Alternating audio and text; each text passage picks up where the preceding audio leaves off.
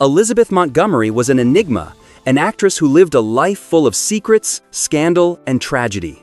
She was a Hollywood icon, adored by millions for her role as Samantha Stevens in the beloved TV series Bewitched. But behind the scenes, her life was far from the perfect image her character portrayed. From her enchanting beginnings to the turbulent ups and downs of her career, her story is one of mystery and heartbreak. 3 years before her death, Elizabeth revealed a secret that shocked the entire world. Why did such a powerful star choose to live in seclusion, carrying so many secrets to her final breath? Watch until the end of this video to uncover the reason that once made all of Hollywood fall silent. Elizabeth Montgomery was born on April 15, 1933, into a wealthy family. Her parents were Robert and Elizabeth Daniel Bryan Allen. On the surface, they had it all: money, status, and a beautiful home in Los Angeles. But behind closed doors, Elizabeth's childhood was filled with fear, pain, and sadness. Robert Montgomery was a Hollywood star and a heavy alcoholic. He was often absent, leaving Elizabeth and her mother to fend for themselves. And when he was home, he became violent, both physically and emotionally, often yelling at and beating his wife and daughter. Elizabeth's mother was no better. She suffered from severe depression and was frequently unable to care for her child. As a result, Elizabeth had to learn to survive in the chaotic and dangerous world of Hollywood, a world filled with alcohol, drugs, and sex long before she was even a teenager. Despite her traumatic childhood, Elizabeth was determined to chase her dream. After graduating from acting school, she refused to live in her father's shadow. She wanted to be recognized for her own talent, even if it meant disappointing her parents. When she asked to appear on her father's TV show Robert Montgomery Presents, he reluctantly agreed. Yet, deep down, he never forgave her for choosing the same treacherous path he had once walked. From that moment on, their relationship grew strained, a deep emotional wound that Elizabeth carried for the rest of her life. The admiration and fear Elizabeth felt toward her father had taken deep root in her mind, shaping not only the way she worked, but also how she loved. In her constant search for approval, Elizabeth married Frederick Gallatin Cameron in 1954, a wealthy, composed businessman much older than she was. On the surface, it seemed like a safe choice. No actors, no scandals, a respectable gentleman her father could be proud of. But precisely because of that, it became suffocatingly dull. Elizabeth soon realized she had made a mistake. This man wanted her to abandon the stage, give up her passion, and settle into the role of a polite, obedient wife in a lavish mansion. That was not the life she was born to live. After only a few years, the marriage collapsed, leaving Elizabeth with a weary heart and a fading reputation. Amid this turmoil, Hollywood came calling. Elizabeth was cast opposite legendary actor Gary Cooper, a man who embodied both strength and quiet charm. But what no one expected was how quickly their connection would go beyond the screen. Cooper, older and world-weary, became the source of warmth and understanding that Elizabeth had long craved, something she had never received from her father or her husband. Their secret affair soon became the talk of Hollywood, and once again, Elizabeth found herself caught in an emotional spiral she couldn't escape. After her divorce from Cameron, Elizabeth was determined to start over. She poured her heart and soul into acting. And this time, success finally smiled upon her. Her role in Johnny Cool, 1963, established her as a captivating, confident woman unafraid to break conventions. But just as her career was taking off, her heart fell into the hands of another man, the film's director, William Asher. He was more than 10 years older, charming, experienced, and deeply complicated.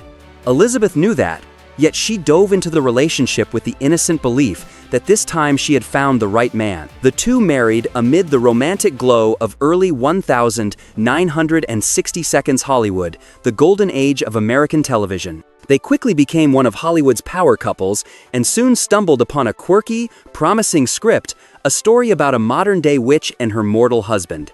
That show became Bewitched, the series that would forever define Montgomery's career. But what began as a dream soon turned into a nightmare. As Elizabeth stepped into the role of Samantha Stevens, the charming witch who could conjure magic with just a twitch of her nose, she instantly became a pop culture icon. Audiences adored her not only for her beauty, but for her radiant energy and mischievous sparkle. Yet behind the scenes, life for Samantha was anything but magical. During the filming of the show's first season, Elizabeth discovered she was pregnant. The production team went into panic. They couldn't halt filming, but they also couldn't let the leading character appear visibly pregnant.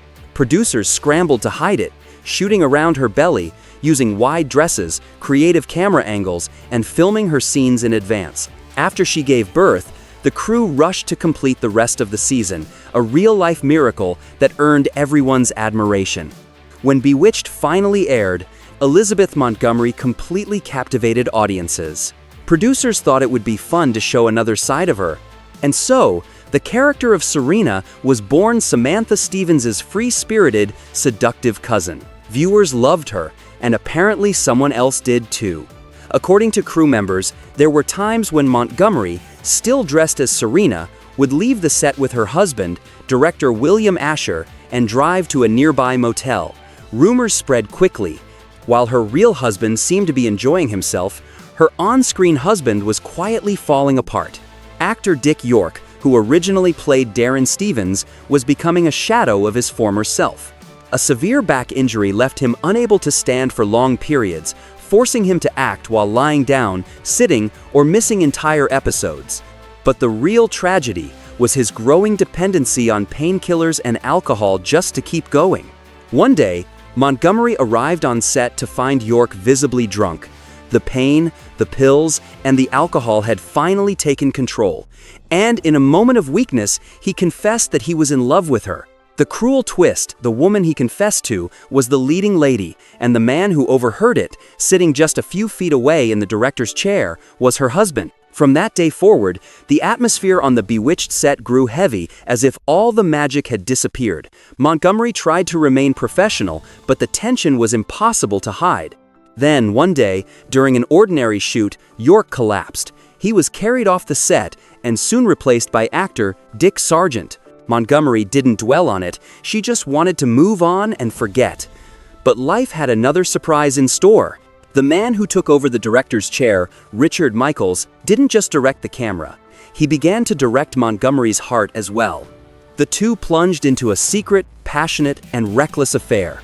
In a small production crew, no secret stays hidden for long. Rumors spread faster than any spell could cast. When the truth finally exploded, both marriages, Montgomery's with Asher and Michael's with his wife, came to an end. There was no magic left to save them. Montgomery walked away from her second divorce, leaving behind a studio filled with memories, heartbreak, and regret.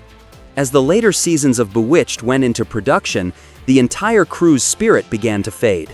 Montgomery started to feel trapped in the role of Samantha, the perfect wife, the gentle witch, a far cry from the complex, wounded woman she was in real life. She wanted to stop, but instead of offering understanding, the producers placed a mountain of money on the table. And so, Montgomery smiled and carried on. The magic no longer came from a wand, it came from a paycheck. After 8 long years, she finally said goodbye to Bewitched. No husband, no spotlight. Yet, for the first time in years, Elizabeth Montgomery felt free. She sought new roles, daring and different ones. In A Killing Affair, 1977, she played a tough police officer who falls in love with an African-American colleague, portrayed by O.J. Simpson. It was a bold choice at a time when interracial relationships were still taboo in America.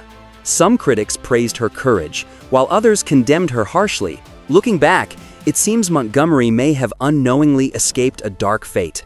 O.J. Simpson, her former co-star, would later be accused in one of the most shocking murder cases in American history.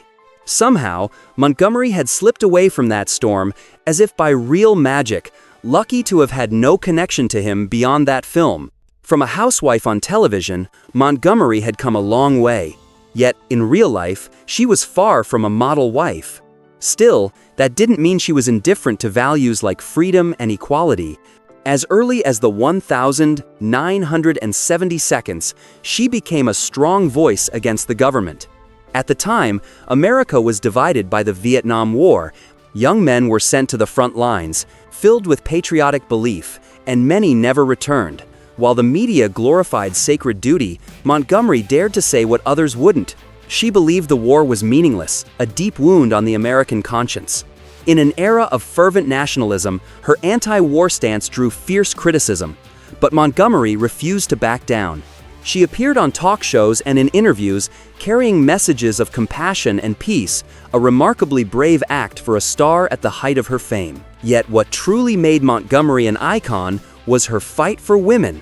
As the feminist movement swept across America, with women burning bras in protest of gender inequality, Montgomery chose a quieter, more powerful form of rebellion. In Bewitched, she portrayed Samantha, a woman with magical powers who was forced to live as a proper wife, always placing her husband first. But through her performance intelligent, confident, and subtly defiant, she turned Samantha into a symbol of modern womanhood. The New York Times once praised her character as a hopeful figure for a society in transition.